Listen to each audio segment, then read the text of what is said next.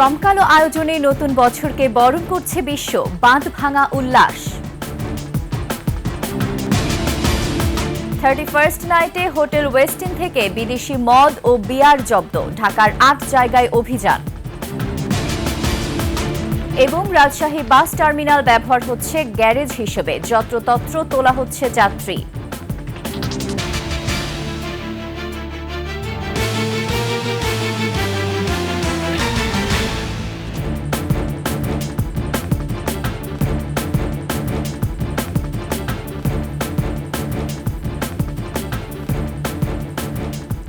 শুনছিলেন সংবাদ শিরোনাম, আমন্ত্রণ ২১শে সংবাদে, সাথে আছি আমি ফারজানা নির্জনা।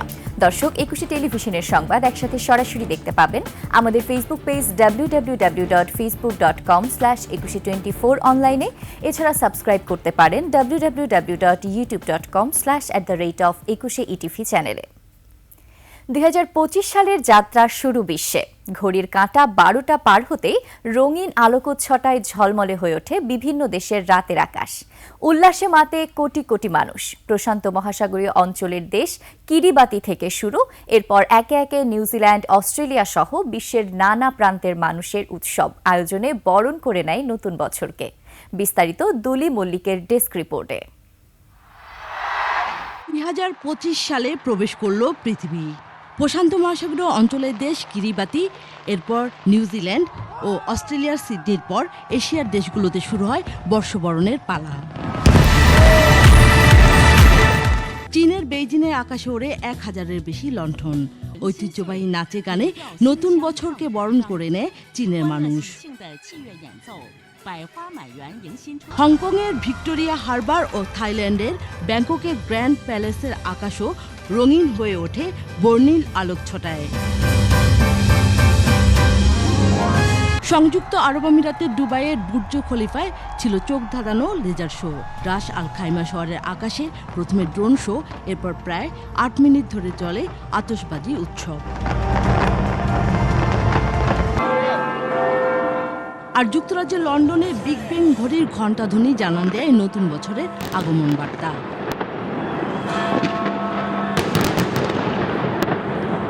তবে বৈরী আবহাওয়ার কারণে স্কটল্যান্ড সহ বেশ কিছু স্থানে বাতিল করা হয় কর্মসূচি। ফ্রান্সের প্যারিসের অ্যাভিনিউ দে চ্যাম্পস এলিসিসের গেটে লেজারে আলোয় জ্বলে ওঠে ২০২৫। এরপরে শুরু হয় আতশবাজি উৎসব। দুলি মল্লিক, ডেস্ক রিপোর্ট, ২১শে টেলিভিশন। মহাকালের গর্ভে হারিয়ে গেল আরও একটি বছর। বর্ষ পরিক্রমায় যুক্ত হলো আরেকটি পালক। নতুন একটি বর্ষে পদার্পণ করল বিশ্ব। বিদায় বছরের ব্যর্থতাকে সরিয়ে রেখে নতুন বছরে নতুনভাবে পথ চলা যেন শুভ হয়, সেই বাসনা সবার। আরও জানাচ্ছেন সিরাত আল মুস্তাকিম। ২০২৪ সালকে পেছনে ফেলে ২০২৫ সালকে আলিঙ্গন করল সারা বিশ্ব।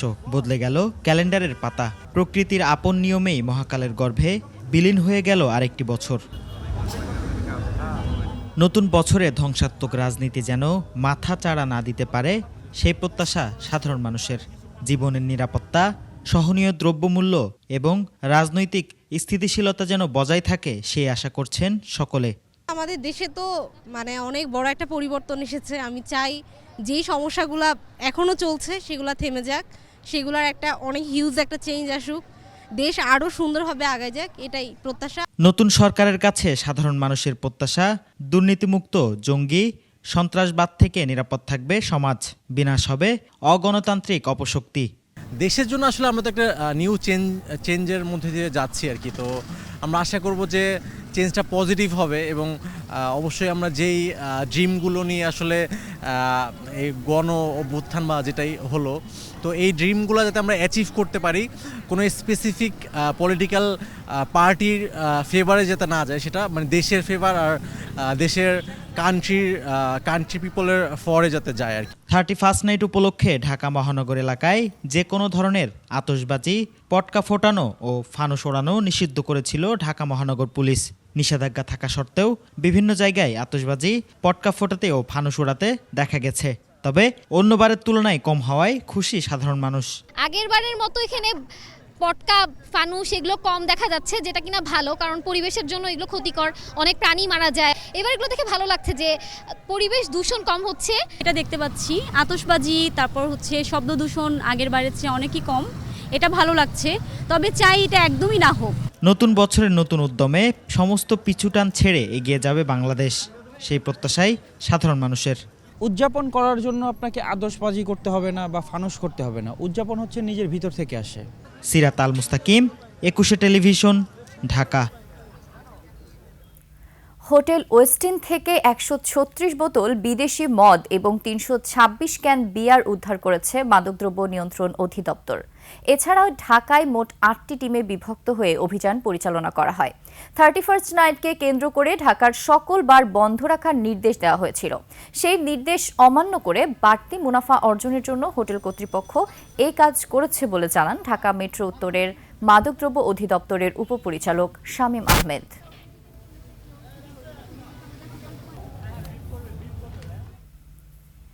দর্শক, বছরের প্রথম দিনেই স্কুল শিক্ষার্থীদের দেওয়া হচ্ছে নতুন বই। শেরে বাংলা নগর উচ্চ বিদ্যালয়ে আছেন আমাদের সহকর্মী আদিত্য মামুন, সরাসরি চলে যাচ্ছি তার কাছে। মামুন, বই বিতরণ কি শুরু হয়েছে? নতুন বছরকে ঘিরে শিক্ষার্থীদের উৎসাহ উদ্দীপনা কেমন দেখছেন?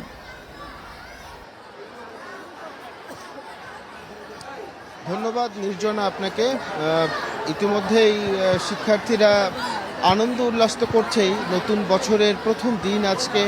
আমি এই মুহূর্তে অবস্থান করছি রাজধানীর শেরেবাংলা নগর সরকারি বালক উচ্চ বিদ্যালয় মাঠ প্রাঙ্গণে, যেখানে কিছুক্ষণ আগেই প্যারেড এবং জাতীয় সঙ্গীতের পরেই নতুন বই কোমলমতি শিক্ষার্থীদের হাতে তুলে দেওয়া হলো। এবার আপনার মাধ্যমে জানিয়ে রাখতে চাই যে এবছর অনেক জটিলতা থাকার পরেও 1 তারিখে বই প্রদান করা নিয়ে একটি শঙ্কা ছিল, যে শঙ্কার মধ্যে স্বল্প সময়, কাগজের ঘাটতি সমস্ত কিছু ছিল।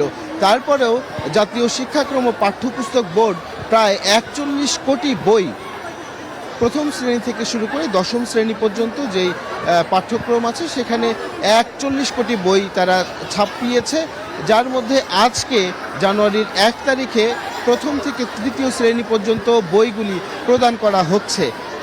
আমি যে স্থানটায় আছি এখান থেকে আসলে রাজধানীর 20টিরও অধিক স্কুলে বই বিতরণ ইতিমধ্যেই হচ্ছে এবং এখন আমরা দেখতে পেয়েছি সরেজমিনে যে শিক্ষার্থীরা প্রথম থেকে 3য় শ্রেণীর বই পেয়েছে, কিন্তু 4র্থ এবং 5ম শ্রেণীর বই আজকে দেয়া হবে না। এরপরে 6ষ্ঠ থেকে 9ম শ্রেণী পর্যন্ত বইও আসলে শিক্ষা প্রতিষ্ঠানগুলি শিক্ষার্থীদের হাতে আজকে তুলে দিতে পারবে না। 6ষ্ঠ থেকে 9ম শ্রেণীর বইগুলি 3টি ধাপে প্রদান করার কথা আগেভাগেই জানিয়েছিল জাতীয় শিক্ষাক্রম ও পাঠ্যপুস্তক বোর্ড। সেক্ষেত্রে শুধুমাত্র আজকে মাধ্যমিকের 10ম শ্রেণীর বইগুলি দেয়া হচ্ছে। এছাড়া প্রথম থেকে 3য় শ্রেণীর যে বই, প্রথম শ্রেণীর 3 সেট বই, 3টি বই, 2য় শ্রেণীর 3টি এবং 3য় শ্রেণীর জন্য 6টি বই নির্ধারিত করা ছিল, সেগুলি বিতরণ করা হচ্ছে শিক্ষার্থীদের হাতে। তার মানে হচ্ছে 4র্থ এবং 5ম শ্রেণীর বই, কোনো বই আজকে শিক্ষার্থীরা পাচ্ছে না, হয়তোবা পর্যায়ক্রমে 5 তারিখের পরে তারা বইগুলি পাবে। একইভাবে 6ষ্ঠ থেকে 9ম তাদের বইগুলিও অনিশ্চিত হয়ে পড়েছে। শুধুমাত্র 10ম শ্রেণীর যে বই, সেটি বইগুলি দেওয়া হবে এবং এটি জাতীয় শিক্ষাক্রম ও পাঠ্যপুস্তক বোর্ড 1,10,00,000 বই যারা দ্রুত গতিতে যেন শিক্ষার্থীদের হাতে তুলে দিতে পারে, সেজন্য গত সেপ্টেম্বর মাসেই 1,10,00,000 বইয়ের টেন্ডার দেওয়া হয়েছিল আসলে সেনাবাহিনীকে, যার ফলে শুধুমাত্র মাধ্যমিকের ওই শ্রেণীটাকে বিবেচনায় নিয়ে, যেহেতু তাদের একটি বছর মিস যাচ্ছে, তারা নতুন একটি পাঠ্যক্রমে পৌঁছে যাচ্ছে, সেজন্য আসলে তাদের বইটিকে বিবেচনায় নিয়ে আসলে বিতরণের দায়িত্বটা নিয়েছে। তো নির্জনা, আমার কাছে এই ছিল 1 জানুয়ারি নতুন শিক্ষার্থীদের হাতে বই প্রদানের খবর। অসংখ্য ধন্যবাদ আদিত্য মামুন আপনাকে। দর্শক, আমরা সরাসরি যুক্ত ছিলাম সহকর্মী আদিত্য মামুনের সাথে। জানাচ্ছিলেন নতুন বছরকে নানা উৎসাহ উদ্দীপনায় নতুন বই হাতে নিয়ে শিক্ষার্থীরা বরণ করে নিচ্ছে। চলে যাচ্ছি অন্যান্য খবরে। 2024 সাল বাংলাদেশের গণমাধ্যমের জন্য স্বাধীনতার দুয়ার খুলে দেয়। 5 আগস্ট ছাত্র জনতার গণঅভ্যুত্থানে শেখ হাসিনার পতন সাংবাদিকদের যেমন মুক্ত সাংবাদিকতার সুযোগ করে দেয়, তেমনি দখল হওয়া অনেক গণমাধ্যম আবার ফিরে আসে, জানাচ্ছেন সঞ্জয় অধিকারী। 2015 সালের 5 জানুয়ারি বিএনপির ভারপ্রাপ্ত চেয়ারম্যান তারেক রহমানের বক্তব্য প্রচারের কারণে 6 জানুয়ারি গভীর রাতে কর্মস্থল থেকে 21 টেলিভিশনের চেয়ারম্যান আব্দুস সালামকে আটক করা হয়। মিথ্যা মামলা সাজিয়ে বন্দী করে রাখা হয় তাকে। আব্দুল সালাম সাহেব একজন এমন একজন মানুষ যে কিনা সত্য প্রকাশে অঙ্গীকারবদ্ধ। সে কিন্তু এসব কখনোই মানেনি যে না আমি মিথ্যা প্রকাশ করব বা কিছু। No, he was always competent with যে না আমার সত্য প্রকাশ করতে হবে, whatever the thing is, সেটা সরকারের এগেনস্টে হোক বা বিরোধী সরকারের এগেনস্টেই হোক না কেন, আমরা সত্য প্রকাশ করব। যার কারণে কিন্তু এই ইনসিডেন্টগুলো হলো। এরপর দীর্ঘ 2.5 বছর কারাগারের অন্ধকার প্রকোষ্ঠে অমানবিক অত্যাচারের মধ্যে কাটাতে হয় 21-এর কর্ণধারকে। এরই মধ্যে শুরু হয় প্রতিষ্ঠানটি দখলের ষড়যন্ত্র। 25 নভেম্বর গণমাধ্যমের ইতিহাসে একটি কালো অধ্যায়। এই দিন আওয়ামী লীগ সরকারের অলিগার্ক এস আলম গ্রুপ দখল করে দেশের শীর্ষ এই গণমাধ্যমকে। ওই সরকারটি যে গালভরা কথা বলতো যে আমরা অনেক লাইসেন্স দিয়েছি, মুক্ত গণমাধ্যম, তার সম্পূর্ণ বিপরীত কাজটি ছিল ইটিভি দখল করা। এবং তাতে অন্যদের যে বার্তাটি দেওয়া হলো যে আপনি যদি আমার সাথে না থাকেন, আমার কথা না শোনেন বা আমার কথা মতো না চলেন, তাহলে আপনাদেরও একই পরিণতি হতে হবে। জনপ্রিয়তায় শীর্ষে থাকা এই টেলিভিশনকে 9 বছরে ধ্বংসের দ্বারপ্রান্তে নিয়ে যাওয়া হয়। 5 আগস্ট গণ অভ্যুত্থানের পর 21 টেলিভিশনও দখলমুক্ত হয়। জনদাবির মুখে আবারও হাল ধরেন 21-এর চেয়ারম্যান ও সিইও আব্দুস সালাম। আমাকে অ্যারেস্ট করার কারণ তারা জানে যে আমি মাথা নত করার মতো লোক না, এবং আমি এই যে 21 টেলিভিশন নিয়ে এর আগেও অনেক সংগ্রাম করেছি। যখন একবার 2002 সালে বন্ধ হয়ে গেছিল, দীর্ঘ 5 বছর এই সংগ্রামের একটা ইতিহাস আছে। সুতরাং তারা জানতো যে আমাকে অ্যারেস্ট করে জেলে না ভরলে তারা এটা দখল করতে পারবে না। শুধু 21 টেলিভিশনই নয়, ফ্যাসিবাদের রোশানলে পড়া দৈনিক দিনকাল ও দৈনিক আমার দেশ পত্রিকাও ফিরে এসেছে। শুরু হয়েছে তাদের প্রকাশনা, আর বন্ধ হয়ে যাওয়া অন্তত 3টি বেসরকারি টেলিভিশন চ্যানেলও নতুন করে প্রচারের অপেক্ষায় আছে। সঞ্জয় অধিকারী, 21 টেলিভিশন, ঢাকা। রাজশাহী শহরের যানজট নিরসন ও যাত্রীদের উন্নত সেবা দিতে 2004 সালে নওদাপাড়ায় তৈরি করা হয় নতুন বাস টার্মিনাল। কিন্তু টার্মিনালটি এখন ব্যবহার করা হচ্ছে গ্যারেজ হিসেবে। এদিকে বাসগুলো যেখানে সেখানে যাত্রী ওঠানামা করায় বাড়ছে যানজট, ঘটছে দুর্ঘটনা। রাজশাহী বিভাগীয় প্রতিনিধি বদরুল হাসান লিটনের তথ্য ও হাসান আল মবিনের ছবিতে দেখুন ডেস্ক রিপোর্ট। রাজশাহীর নওদাপাড়ায় নতুন বাস টার্মিনাল থেকে আন্তঃজেলা বাসগুলো ছেড়ে যাওয়ার পরিকল্পনা থাকলেও তা হয়নি। বাসগুলোতে যাত্রী ওঠানামা করে শহরের বিভিন্ন জায়গা থেকে। শহরের ব্যস্ততম ভদ্রা মোড়, বিন্দুর মোড়, গ্রেটার মোড়, রেল স্টেশনের সামনের রাস্তা, তালাইমারি মোড়, বহরমপুর মোড় সহ বিভিন্ন জায়গায় অস্থায়ী কাউন্টার থেকে যাত্রী নেয় যানজট বেড়েই চলেছে। অহরহ ঘটছে দুর্ঘটনা। এদের বাসের কোনো সিস্টেম নাই, 4 লেন করে দেয়। অনেক দূরে যেয়ে নামতে হয়, একটু রাস্তার পাশে যেয়ে নামতে হয়। একটু 19-20 হলেই মনে করেন যে অ্যাক্সিডেন্ট। এই টার্মিনালটা অন্য জায়গায় নিয়ে গেলে সবচেয়ে বেটার। নতুন বাস টার্মিনালটি ব্যবহার হচ্ছে বাস রাখা, ধোয়া মোছা ও চালকদের বিশ্রাম নেয়ার কাজে। রেলগেট থেকে ভদ্রা পর্যন্ত যেতে আমাদের অনেক প্রিপারেশন হতে হয়, অনেক লোকের জান গেছে, অনেক লোক পঙ্গু হয়েছে। উন্মুক্ত করে দিয়ে যদি এই টার্মিনালটাকে যদি পুনঃপ্রতিষ্ঠিত করা যায়, নিরাপদে আমরা চলাফেরা করতে পারবো। এদিকে বাস মালিকরা বলছেন অন্য কথা। নতুন টার্মিনালের ব্যবস্থাপনা ঠিক না থাকায় শহরের বিভিন্ন জায়গা থেকে যাত্রী আনা নেওয়া করতে হচ্ছে। আমাদের যাওয়ার ইচ্ছা আছে, কিন্তু ওইখানে আসলে গাড়ি রাখার যে জায়গাটা সেটা পর্যাপ্ত। প্রায় এখান থেকে গাড়ি নিয়ে যদি যায় তা আমাদের গাড়ি রাখাতে ব্যবস্থা করতে হবে। সেই জন্য ওই টার্মিনালটা আরও পরিকল্পিতভাবে বড় করতে হবে এবং উঁচু করতে হবে। এদিকে টার্মিনালটি স্থানান্তরে বাস মালিক ও সংশ্লিষ্ট কর্তৃপক্ষের সাথে আলোচনা চলছে বলে জানিয়েছেন পুলিশ কমিশনার। যারা মালিক সমিতি আছে এখানে, শ্রমিক সমিতির কথা বলছি, তো আমরা পর্যায়ক্রমে আমরা এগুলোকে আমরা নিয়ে যাবো ওদিকে। বিশেষ করে যে গাড়িগুলো দূরপাল্লার 7.41 একর জায়গায় 7,16,78,000 টাকায় তৈরি হয়েছে এই টার্মিনাল। এটি দ্রুত চালুর দাবি নগরবাসীর। Banushri Dolly, desk report, 21 television. নিচ্ছি সংবাদ বিরতি। যখন ফিরছি তখন অন্যান্য সংবাদের সাথে আরও যা থাকবে। রংপুরে আলু চাষের মহোৎসব, উৎপাদন ছাড়াবে 20 লাখ টন।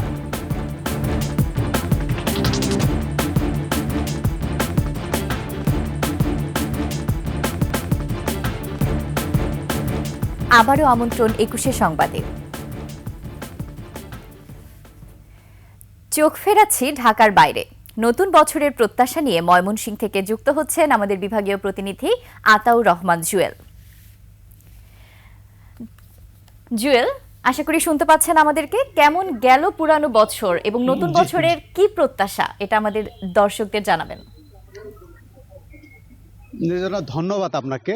আপনার মাধ্যমে ময়মনসিংহবাসী এবং সারা দেশবাসীকে আমি নতুন বছরের শুভেচ্ছা জানাতে চাই। বিশেষ করে 2024 সাল যে বছরটি আমরা পার করে আজ 2025 সালের আজকে নতুন বছরের প্রথম দিনে পা দিয়েছি, সেই বিগত বছরটি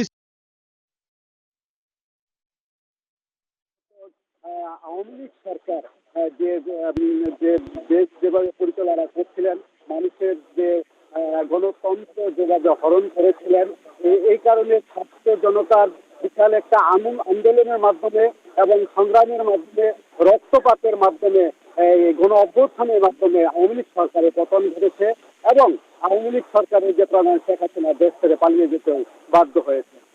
এবং আমরা আজ এই যে নতুন বছরের প্রথম দিন, আমরা যেটা ময়মনসিংহবাসী ব্যাপক উৎসাহ উদ্দীপনার মধ্য দিয়ে এই নতুন বছরকে তারা বরণ করে নিয়েছেন এবং মানুষের মাঝে ব্যাপক একটি উৎসাহ উদ্দীপনা জেগে থেকে নতুন বছরে নতুনভাবে নতুন অনেক প্রত্যাশা তাদের মাঝে এসেছে। বিশেষ করে তারা সাধারণ মানুষ এবং বিভিন্ন শ্রেণী পেশার মানুষ আমাকে যেটা জানিয়েছেন যে নতুন বছর সুন্দরভাবে দেশটি পরিচালিত হবে, দেশে শান্তি শৃঙ্খলা ফিরে আসবে।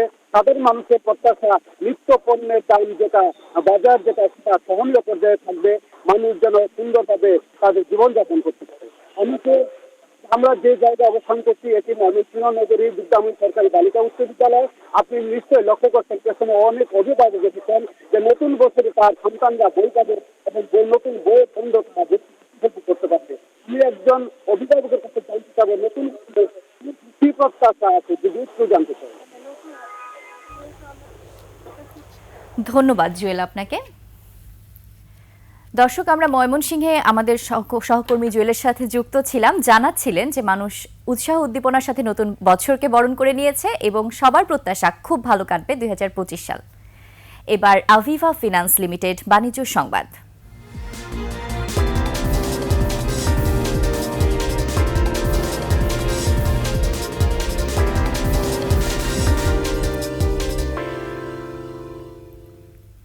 রংপুরে চলছে আলু চাষের মহোৎসব।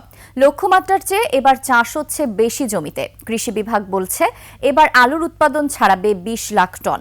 আলু চাষে লাভ বেশি হওয়ায় আগ্রহ বাড়ছে চাষিদের। আলুর আবাদ বেড়েছে পঞ্চগড়েও। প্রতিনিধিদের তথ্যচিত্রে দেখুন ডেস্ক রিপোর্ট। রংপুরের কুয়াশা ঢাকা সকাল। শীত উপেক্ষা করেই আলু খেতে পরিচর্যায় ব্যস্ত চাষিরা। কেউ আবার নতুন করে শুরু করেছেন আলুর আবাদ। ইরুবোরো ধান কাটার পরপরই আলু চাষ শুরু করেন চাষিরা। বাজারে আলুর দাম বাড়ায় আগ্রহ বেড়েছে কৃষকদের। ভবিষ্যতে কি হবে না হবে সেটা আমরা বলতে পারতেছি না, যে লাভের আশা আমরা করছি, লাভ দেখতে পাবো কিনা। আলু 30-25 গেলেও আমার পোষবে। জেলা কৃষি বিভাগের তথ্য মতে এবার 54,000 হেক্টর জমিতে আলু চাষের লক্ষ্যমাত্রা নির্ধারণ করা হয়। তবে লক্ষ্যমাত্রা ছাড়িয়ে 12,000 হেক্টর বেশি জমিতে হয়েছে আলুর আবাদ। কৃষিবিদরা বলছেন আবহাওয়া অনুকূল থাকলে গতবারের চেয়ে এবার 5 লাখ মেট্রিক টন আলু বেশি উৎপাদন হবে। স্থানীয় চাহিদা মিটিয়ে বিভিন্ন জেলায় রপ্তানি হবে 18 লাখ মেট্রিক টন আলু। এবার আমাদের লক্ষ্যমাত্রা ছাড়িয়ে অনেক অর্জন হয়েছে। 66,280 হেক্টর জমিতে আলু রোপণ করেছে কৃষক ভাইরা। পঞ্চগড়েও চলতি মৌসুমে লক্ষ্যমাত্রার দ্বিগুণ জমিতে আলু চাষ হয়েছে। আলুর মান ভালো করতে প্রয়োজনীয় পরামর্শ দিচ্ছে কৃষি বিভাগ। আলুর ফলন ভালো হবে এ পর্যন্ত আমাদের যে ওয়েদার রিপোর্ট তাতে আশা করা যাচ্ছে। তবে বীজ, সার ও কীটনাশকের দাম বাড়ায় বেড়েছে উৎপাদন খরচ। তাই লাভ নিয়ে শঙ্কায় চাষিরা। হাজার হাজার একর জমি পঞ্চগড়ে আলুর আবাদ হয়েছে। গত বছরের তুলনায় এবছর বীজ আলুর দাম অনেক বেশি থাকায় আমাদের বেশি দামে বীজ আলু কিনতে হচ্ছে। সেই তুলনায় এবার আবাদ অনেক বেশি হয়েছে। কামলার দাম, মজুরি খরচ, সার, একটা সারের বস্তা কিনতে হয় 200 থেকে 300 টাকা বাড়তি দিয়ে। চলতি মৌসুমে জেলায় 14,145 হেক্টর জমিতে আলু চাষ হয়েছে। খুরশিদ আলম মুকুল, ডেস্ক রিপোর্ট, 21 টেলিভিশন। দর্শক, আবারও নতুন বছরের শুভেচ্ছা জানিয়ে শেষ করছি 21 সংবাদ। যাবার আগে সংবাদ শিরোনামগুলো আরও একবার। জমকালো আয়োজনে নতুন বছরকে বরণ করছে বিশ্ব, বাঁধ ভাঙা উল্লাস। 31st নাইটে হোটেল ওয়েস্টিন থেকে বিদেশি মদ ও বিয়ার জব্দ, ঢাকার 8 জায়গায় অভিযান। এবং রাজশাহী বাস টার্মিনাল ব্যবহার হচ্ছে গ্যারেজ হিসেবে, যত্রতত্র তোলা হচ্ছে যাত্রী।